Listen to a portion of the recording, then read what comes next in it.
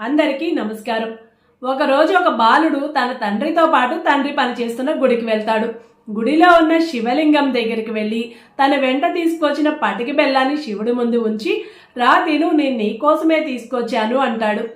తర్వాత రోజు తన ఇంటి పెరట్లో రాళ్ళ 2 జామ పళ్ళను తీసుకొచ్చి శివుడు ముందు ఉంచి, నిన్న పటికి బెల్లం తెస్తే తినడానికి రాలేదుగా, అది నీకు ఇష్టం లేదనుకుంటా, అందుకే జామ పళ్ళు తెచ్చాను, ఇవైనా తిను అంటాడు. ఆ రోజు కూడా శివుడు రాలేదు. ఇది కూడా నచ్చలేదా అనుకుంటూ అక్కడి నుంచి వెళ్ళిపోతాడు.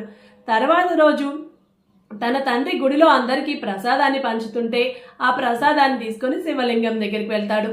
రా, నేను నీకోసం ప్రసాదం తెచ్చాను, చాలా బాగుంటుంది, తిను అంటాడు. శివుడు రాకపోవడంతో నువ్వు వచ్చేదాకా నేను తిన్నంటూ బొంగుమూతి పెట్టుకొని శివుడు ముందు కూర్చుంటాడు. ఆ పసివాడి భక్తికి ముగ్ధుడైపోయిన శివుడు శివలింగం నుంచి బయటికి వచ్చి శివుడు ప్రసాదం తినడం పూర్తి కాగానే బాలుడు పక్కనున్న నీటి పాత్రలో చేతిని ముంచి శివుడి మూతిని శుభ్రపరుస్తాడు. అలాగే అతను ప్రతిరోజు భోజనం చేశాక వాళ్ళ అమ్మ చీర కొంగుతో తన మూతిని తుడిచినట్టుగా తన ఒంటి మీద చొక్కాని పక్కకు లాగి శివుడి మూతిని శుభ్రపరుస్తాడు.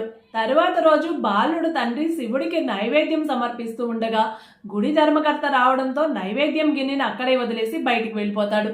అతను తిరిగి వచ్చే సమయానికి నైవేద్యం గిన్నె ఖాళీగా ఉంటుంది. ఇందులో ఉన్న నైవేద్యం అంతా ఏమైందని అడుగుతాడు బాలుడిని.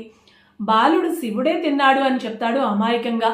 నువ్వు తినేసి శివుడు తిన్నాడని చెప్తున్నావా అని కోపగించుకుంటాడు తండ్రి. ఇదంతా చూసిన గుడి ధర్మకర్త మిగతా వాళ్ళందరూ అపచారం, శివుడికి పెట్టాల్సిన ప్రసాదాన్ని నీ కొడుకు తింటాడా అంటూ కోపగించుకుంటారు. బాలుడు తండ్రి తప్పైపోయింది, క్షమించమని వాళ్ళని ప్రాధేయపడతాడు. బాలుడు అమాయకంగా శివుడే తిన్నాడు అంటూ ఉంటాడు. పదే పదే బాలుడు శివుడే తిన్నాడు అనడంతో కోపగించుకున్న ధర్మకర్త, అయితే రేపు నీకు ఒక పరీక్ష పెడతాను, అందులో నువ్వు గెలిచావో నీ తండ్రి ఈ గుడిలో పనిచేస్తాడు, లేకపోతే నువ్వు నీ తండ్రి ఈ గుడిని శాశ్వతంగా వదిలి వెళ్ళిపోవాలి అంటారు. తరువాత రోజు పెద్ద బాండీ నిండా ప్రసాదాన్ని సిద్ధం చేసి బాలుడితో పాటు శివుడి ముందు ఉంచుతారు. ఇప్పుడు శివుడిని వచ్చి ఈ ప్రసాదాన్ని తినమని చెప్పి అందరూ బయటికి వెళ్ళిపోయి తలుపులు మూసేస్తారు. బాలుడు శివుడి ముందు నుంచొని, త్వరగా రా, ఇవాళ అసలే చాలా ప్రసాదం తినాలి అంటూ ఉంటాడు. శివుడు రాకపోవడంతో పక్కనున్న మారేడు పుల్లను తీసుకొని, వస్తున్నావా లేదా అని పిలుస్తాడు. ఆ పరమశివుడు తల్లికి భయపడిన చిన్న పిల్లవాడిలాగా భయపడుతూ శివలింగం నుంచి బయటికి వచ్చి ఆ ప్రసాదాన్ని మొత్తం తినేస్తాడు. కొంచెం సేపటి తర్వాత ధర్మకర్త మిగతా వాళ్ళందరూ లోపలికి వచ్చి చూసేసరికి నైవేద్యం గిన్నె ఖాళీగా ఉంటుంది.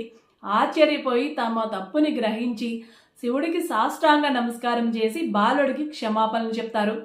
ఈ స్టోరీ మీకు నచ్చితే తప్పకుండా లైక్ చేయండి. స్టోరీపై మీ అభిప్రాయాన్ని కామెంట్ చేయండి. Please subscribe my channel. Thank you my friends.